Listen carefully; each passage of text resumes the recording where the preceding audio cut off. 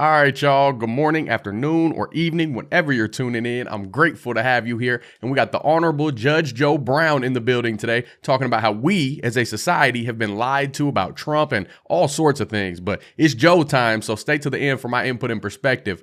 Let's get it popping. Is Trump a racist? I don't think so. I've talked to a number of black entrepreneurs who back in the late 80s and 90s, early 90s, were trying to get financing. They couldn't. Somebody told them to go check with Donald Trump. So they come back and tell me they got a loan from Donald Trump. He gave them a term loan. Show up with the interest and the principal, one check. But they had to go see him personally. They independently relate this tale that when they saw him, he said, "This what you supposed to pay me? This our agreement?" I said, "Yeah." And then tore the check up, shook their hands, and congratulations. Now run your business. And this was when? This was back in the 90s. See, most people don't even know this. He had a sister. Every time you saw him back in the 90s, fine paper bag, brown, beautiful black model. He likes fine women. He didn't have any problem with dating a black woman, walking her down red carpets. So, I mean, she says he's not a racist. He just doesn't like many people, black or white. And he appreciates people who do stuff within their lane. Well, not stay in their lane, but where they choose to be. If they do it well, he admires them. Black, white, brown, red, yellow. Most people don't know this. He was the finance man behind Jesse Jackson's 2 runs for president.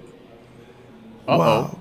They don't want that out. So, he talks, but I don't mind somebody talking.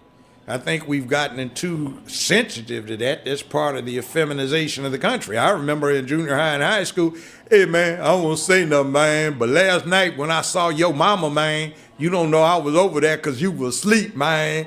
But blah, blah, blah, blah. We ran the dozens. That was our sport. Mm-hmm. So we were used to talking about each other. Now, man, he talking about my mama, man. What's wrong with you? Thin skin nowadays. Do you think Can't take nothing. Trump will get reelected? I think he's going to get reelected. This impeachment mess we've got right now, there's a thing called the U.S. Constitution, and the Constitution says the president is the chief diplomatic officer of the United States. It puts no limits on his discretion. It simply says that if he comes up with any treaties, they have to be ratified by the Senate. If a treaty is ratified by the Senate, it becomes part of the supreme law of the land. The president and other elected and appointed officials are under oath required to follow the law of the land. The State Department, Secretary of State are part of his cabinet and are essentially advisors to the president. He's the boss. So what he does relative to Biden is simply what is allowed and mandated by the Constitution, specifically Article 1, Section 8, that says the president is charged with, quote, enforcing the law of nations. We have an Interpol treaty with various European states and also one specifically with the Ukraine that requires that we basically investigate, apprehend, prosecute, extradite criminal elements and criminality. Mm-hmm. So Biden, out of his own mouth, and I've heard this tape twice, January this year, he says, 2019, he says, "I guess I broke some laws, extortion. I told the Ukrainians if they didn't get rid of this the prosecutor's name is Skola, the anti-corruption prosecutor. Yeah, he said if you don't get rid of him, we'd withhold $85 billion in loan guarantees. So his son, who had just been discharged for the military for being a junkie, had a drug problem, had no history in business. He affiliates with this, and at the time, Biden was in charge of the U.S.'s Ukrainian posture and relations. Obama had assigned him that. And by implication, he brought Obama into committing a crime in office which is a felony. It's extortion. He committed one, extortion by out of his own mouth, threatening to withhold 85 billion in loan guarantees if they didn't get rid of this prosecutor who was zeroing in on that corporation that his son had just been hired to represent after Biden Sr. had been assigned by the president the task of dealing with Ukrainian diplomacy. So it's coming son out gets now. $18.5 million out of it, and he has no background other than a dishonorable discharge from the armed services for drug abuse. But Hunter and Biden ain't corrupt. One Come on last now. question. Do you think black people are missing an opportunity with Trump? Oh, yeah. See, you've got somebody that is not a lifetime Republican. He's been a blue dog Democrat for most of his life. He usurped the Republican Party. So I think this thing I've been tweeting about, no benefit, no vote, ought to be the deal. We haven't gotten a damn thing out of the Democratic Party for a long time. And the last one, number 44, and the one before that, 43, Bush and Obama. Well, there are pictures of Bush with his arm around 8-year-old Barack Obama because his stepdaddy, adopted daddy, Lolo Sotoro, had done a lifetime worth of business with the Bushes. Wow. Uncle George Herbert Walker, after whom George Herbert Walker Bush, Bush 1 president, was named, founded Halliburton in 1946 in Oklahoma. And Lolo Sotoro had been international executive vice president for Standard Oil. There was talk of him being a CIA asset. Well, in yeah, Indonesia. see, he ran the death squads for the Indonesian army. On his own call, anyone could be assassinated. So when George I didn't know Herbert that. Walker Bush became head of the CIA under the Ford administration, he just got with his old buddy in the oil business, Lolo Sotoro, and pulled off the hits. See, Barack's grandmother has been acknowledged as being the woman that operated the channels through which CIA money went to the Southwest Pacific. So she introduced her daughter, who had just had Barack, to Lolo Sotoro, and they got married, and Lolo Sotoro adopted Barack Obama. The name was changed to Barry Sotoro. Now, when he went to high school in Hawaii, I know about that high school. I almost sent my oldest son to it. I could afford it, but I didn't think he deserved it. 20 years ago, the tuition was $95,000 a year, not including room and board. When Obama went there, I've talked to two of his classmates. They independently state that the tuition, not including room and board, was $45,000. Now, Business Insider reports his income for 2017 at over $200 million net. That's after taxes, deductions, write-offs. For this last year, 2018, they reported it as $570+ million. And that's after all deductions, tax, right? Trump doesn't make that net. I mean, even some of the richest people in America don't make that. Why?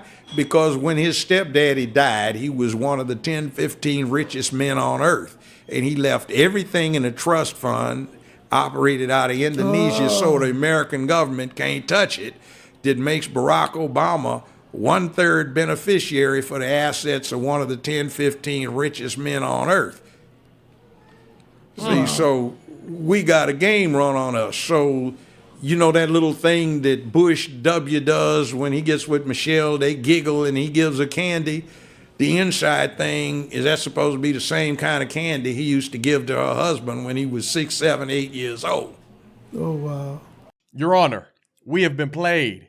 We have been played. The dirtiness, the corruption is filthy, it's stanky and nasty, going way back. Decades and decades between the Bushes, the Obamas, and they want to paint the picture like Trump's the bad guy. Trump was an outsider, not loyal to any party but America and the American people. That's why we voted for him, because he was a businessman. He's a straight shooter. He called it like it is, and that's why I respect him. And the Honorable Judge Joe Brown, he knows his history, he knows his legislation, and he's a straight shooter too. How could you not admire a man like this? If you don't believe that self-made black man right there, prominent figure in the justice system, in the media world and everything, he just aired it out for us to see that we're too ignorant to know that we've lost the game up to this point. But it's time to get up off the bench, get hands off butts, and actually get in there and call out the dirtiness, the swampiness that we see on the left side. And just from any angle, if you see people on the right acting up, you need to call it out. Now, what we have here, folks, is a case of negligence on behalf of the United States government and all media outlets that you see on mainstream TV.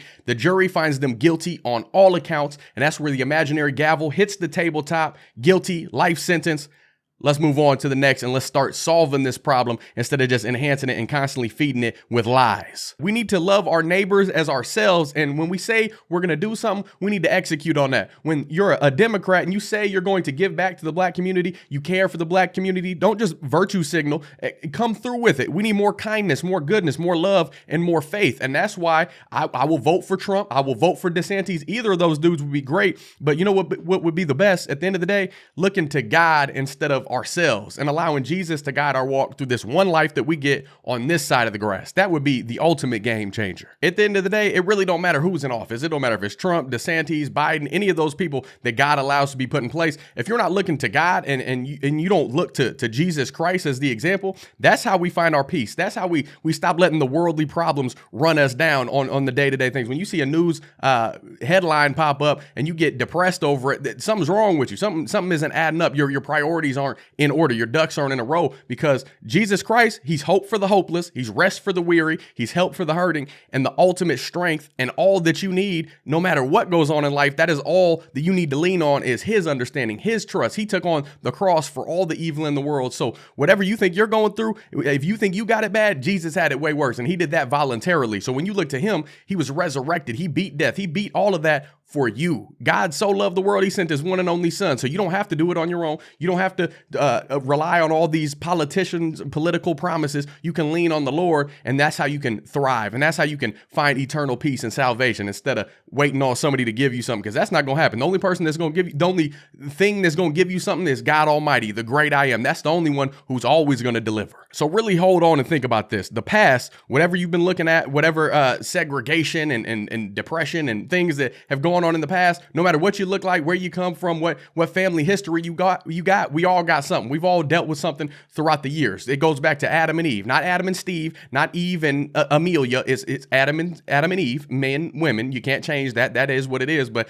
I digress. The past is gone forever, and until you let go of it, that past is going to continue to steal and be a thief for the momentary peace that you have, the peace that you can have and attain moving forward every single day. When you keep your eyes in the rearview mirror, it steals your ability to dream and imagine of what things are to come, of heaven, of salvation, of all the things that the Lord is fruitful to give you when you're willing to look to him instead of all these worldly things. But as usual, I know that was a deep one. If you like today's video, don't forget to like, subscribe, hit that notification bell so you can stay up to date on all future videos. Shout out to Judge Joe Brown and everybody who made this thing possible, just the truth being unveiled. And that's what society needs, to put this out in front of the public, allow people to see what's really been going on throughout the years, and then make their own decision from there. Have some common sense, have some, logical thinking skills, critical thinking skills, and then make your decision. Then make your evaluation based on all the evidence, not what the media tries to paint the picture as, what really goes on in society, the facts. But outside of that, if you want to support this channel, you can go get this Faith Over Everything shirt on my wife's Etsy store. She's got a bunch of Christian,